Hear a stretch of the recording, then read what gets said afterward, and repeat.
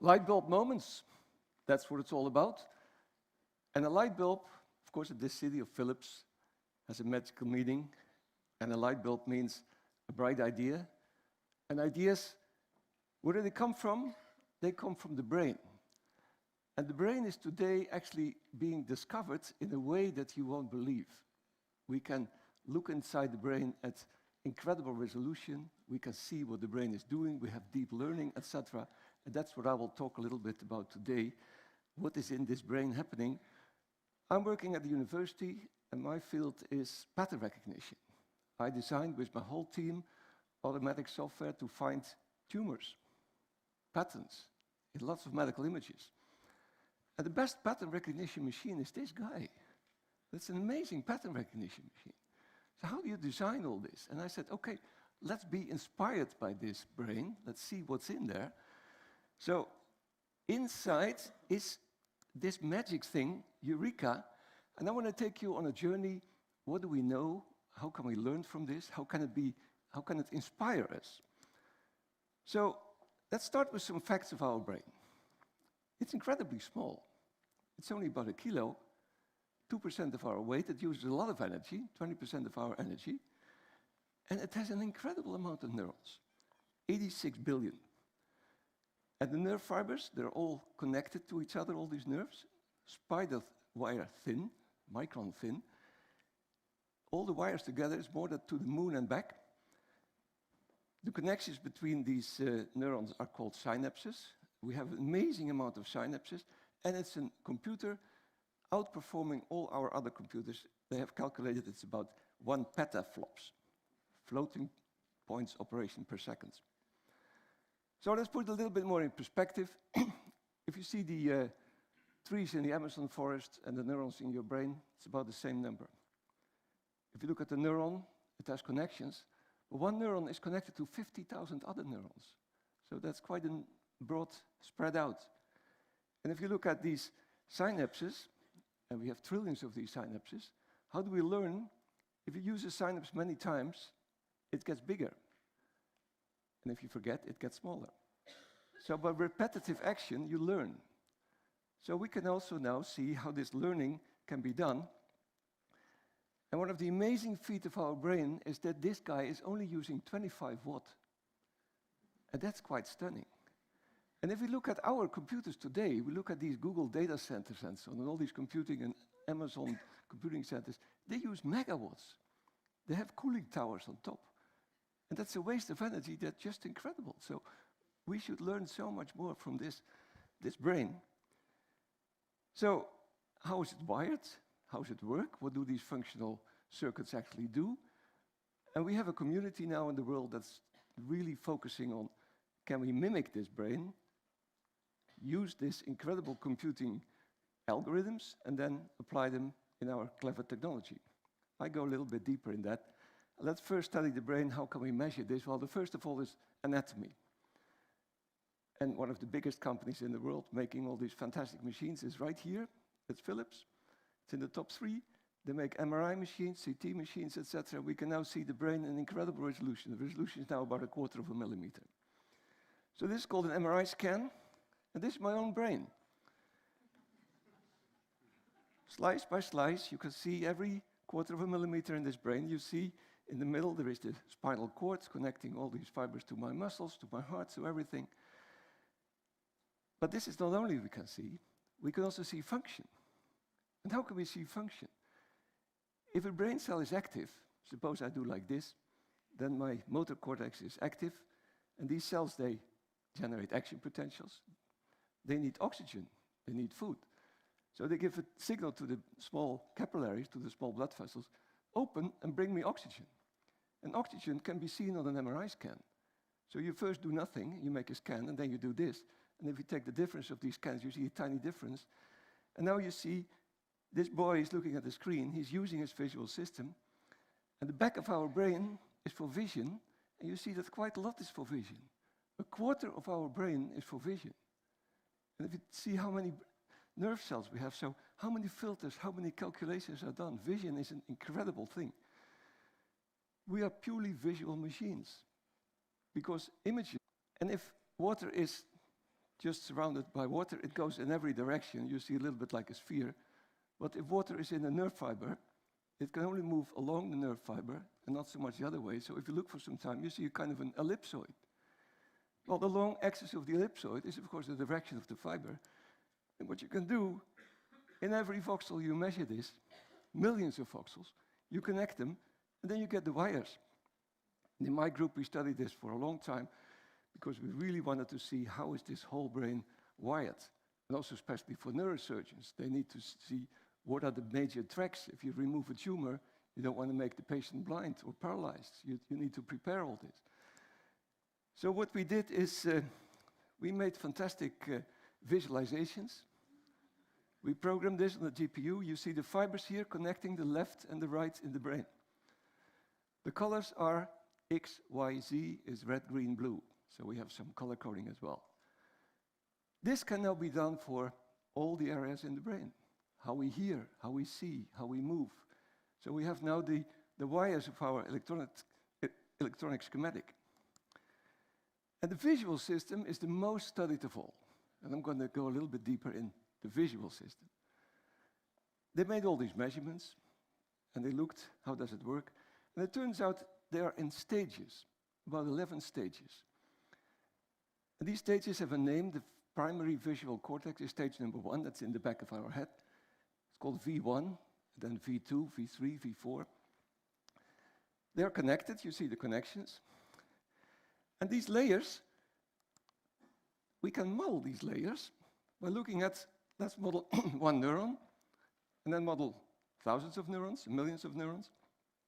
And the modeling goes by modeling these synapses. And these synapses are connected by what we call weights in a neural network. Everybody has heard about neural networks, artificial intelligence. That's exactly what we do. What we actually do is we mimic all these connections, what happens in the brain. And people made these neural networks. You see a 3-layer neural network. And what you put in, this network has to be a classifier. You put in lots of images, and the network has to say, what is it? Is it the cat? Is it the dog? Is it the horse? But these neural networks were actually for years not working so well. It was terrible. It was 75, maybe 80%. And that's not good enough. So we struggled. And we had major competitions. In 2010, we had these big Google images coming up. We had access to millions of images, and people started to make competitions. And they said, okay, send in your program. We have here 1.2 million images, 1,000 classes. Is it the horse? Is it the beach? Is it the building? And people were in about 2010, 75% correct. And today, we are 96%. Because what happened, it was about 2012, people had a major invention. And actually that invention was, you should not take 3 layers in a neural network, but you should take many, many more layers more. Not only 10, maybe go to 20, maybe go to 100. And that's called deep. So that's what we call deep learning. We can train these networks. And this network was, what is the network like this doing? Stage 1 is doing very simple things. It has only filters to find some lines, some edges, very primitive things. The second stage is doing some more complex things. So these lines are now triangles, so it finds noses, eyes, and so on, so parts. The third one finds objects, finds a face, and so on. So you get more contextual areas if you go deeper in the brain. What made it especially happen? Well, we have now really enormous amounts of data. We don't talk about millions of images, we talk about trillions of images. So that's what we call big data. We also have GPUs, graphics processing units. That's actually a game card. People wanted to play games, and if you play games, you have to generate all kinds of 3D artificial environments, and the computers were not fast enough. So they said, okay, let's make many small parallel computers, 1 computer per pixel, and then we can generate 1,000 pixels at a time. And that's exactly what everybody wanted to have, so it costs nothing. A GPU is in every computer now, and it's actually a small computer with 1,000 processors in there. And it costs 50 to a few hundred euros. It's made here by ASML. They make the machines who make it. So that's now available, and the third step is, of course, we realized that we can have deep neural networks, and there's a huge community now. It's exploding. And the trick is, of course, to the upper right, you see the visual system. In the middle, you see all these layers, and we see an increasing context. But let's go a little bit deeper into the brain. What did they find in vision? If you cut the brain, you see that it has layers, it has lots. It's incredibly well organized. Not a single neuron is on the wrong place. And every neuron is used. If you don't use a neuron, it degenerates. So people did lots of experiments. They stuck a needle in V1, V2, V3, and what is the cell seeing? And they saw indeed, if you stick a needle in these very primitive first layers, V1, you saw these very simple filters coming up. It's exactly what's happening there. So in the first layer, we do these primitive things, and in mathematics, we say, okay, we take derivatives.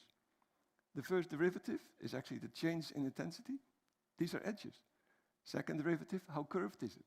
So we can do mathematics, and the brain is actually doing a lot of mathematics here. We can also look at how is this formed in the brain? How do these receptive fields, as we call them, these filters, how do they originate? And it turns out you are not born with these filters. If you're born, every neuron is connected to every other neuron in its neighborhood. So how can it get organized? It organizes itself. The first 3 months after birth, you make them. So that's quite exciting. So we said, let's look at an image and take a monkey.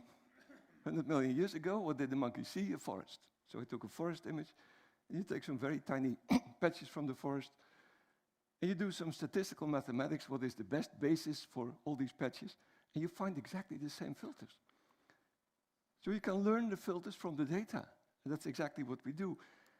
So I said, suppose I'm an animal and I live in a restricted world. I have only vertical lines. It turns out that you get very specific filters, restricted filters. So nothing happens if I go up, down, but a lot happens in this direction, so I get the right filters. So the lesson is that handcrafted filters are out. For many, many years, me and all my colleagues, we worked with, let's design a lot of filters and do pattern recognition and so on. That's over. We learn them from the data. We regulate the visual environment by keeping kittens in complete darkness from birth. This is an experiment with a kitten. Bringing them out for periods of controlled visual experience inside special cylindrical chambers. This kitten, they did the experiment on how was it formed after birth. So the kitten was raised in the dark, and for 3 months, the only thing it could see was the same as I did with the trees, horizontal lines. Can you turn off the sound from the next slide? Because let's now see what the kitten has seen. If the kitten sees a horizontal stick, it perfectly sees a horizontal stick. And of course you expect it. If there's a vertical stick, it has no filters in its brain to see a vertical stick. It cannot see it anymore. So that's quite striking. This is what biology does. This is what's called brain plasticity, adaptivity. We learn from what we see. Well, of course, this kitten went to the family again, and after that, it fully learned it's all its things. The images that we see most are faces. And you look the whole day at faces. Facebook. So when you it even turns out, and they have now found it in all kinds of experiments, that we have a dedicated area in the brain that is just specifically meant for faces. It only reacts on faces. You give it anything else, it doesn't react, but there's a face, pop, there it goes. And we see faces now everywhere. Even in the most stupid things, we see faces. So, and why is this? You look at Facebook the whole time. But there's one thing you don't see, and just like the kitten, a face upside down you have never seen, so you don't recognize it. You have the same as the kitten. Even if you see a picture of a well-known person, your mother or whoever, it's upside down, you have to look a second longer. Because we have no trained regions for faces upside down. Okay, let's go to some applications of all this, what we learned, especially with this deep learning. One of the big breakthroughs is, of course, the self-driving car. Eindhoven is very active in this area. And why is it actually now becoming possible? We have already cars that drove 1 million kilometers because they need to see passengers, traffic signs, all the different things. And this deep learning, this recognition, you remember 96% is okay, is now really working. So it's feasible. It's coming right there. We have in Holland the largest flower production in the world. I think we make about 40% of all the flowers. 9 billion roses every year. And we have 450 roses, some are very expensive. Is the right rose on the pallets? Does the farmer say, okay, that's the expensive rose, or is it a cheap one? So we have now computer systems who check everything. And my own field is medical imaging. And that's a huge area. It's big. 80% of all the diagnosis is done on images. And if you make images, you make a CT scan, you easily make 1,000 slices. So which doctor is going to look at 1,000 slices? The doctor needs to be helped by these deep learning pattern recognition systems. And they work. They do an incredible job. I'm project leader now of a large screening program that's preventive medicine for diabetes. And with diabetes, your blood vessels start to leak. You can't see them. You can't put everyone in an MRI scan. And many people may have diabetes, but they don't know. But your retina, your eye, you can see that very well. And there you can see, with incredible resolution, you can see the blood vessels. And in China, they have an enormous problem with diabetes, 11.6%. So our university, Eindhoven University, is asked, can you help with this huge problem and find in our population who has double the amount of diabetes from elsewhere to find them? So we're now running a program. Finally, we hope to screen 24 million people. And our software can now automatically detect the beginnings of small leakages and so on. And the whole thing is, of course, prevent blindness. So let's conclude. The brain, it's our next revolution. Actually, we have just started. We know nothing yet about the brain. We begin to see it. But we had a major leap a couple of years ago, a disruptive change. Because of these deep neural networks, we will see this everywhere now. It's coming up. Radiologists are going to use it. Everyone who uses computer inspection will use it, and so on. It will be one of the major disruptives. So you saw some examples, and actually now we have a little bit better understanding on where the creativity, where it all emerges. It's in our brain, our light bulb. Thank you very much.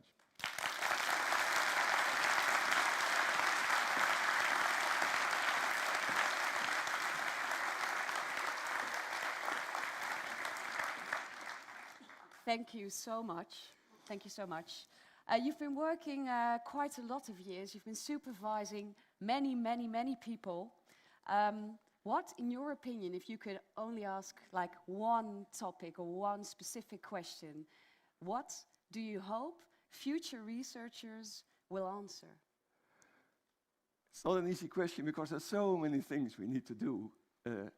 We need to apply it in so many ways, but one of the key questions I actually began in my story was, if this guy is using 25 watts, and we use these megawatts all over the place, and we see more and more energy being used for each new computer center, it's another megawatt. So get understanding more and more, how could this be so clever? Yeah, go work on that. Sounds great, sounds great. Thank you very much, Bart. Thank you very much. Thank you very much.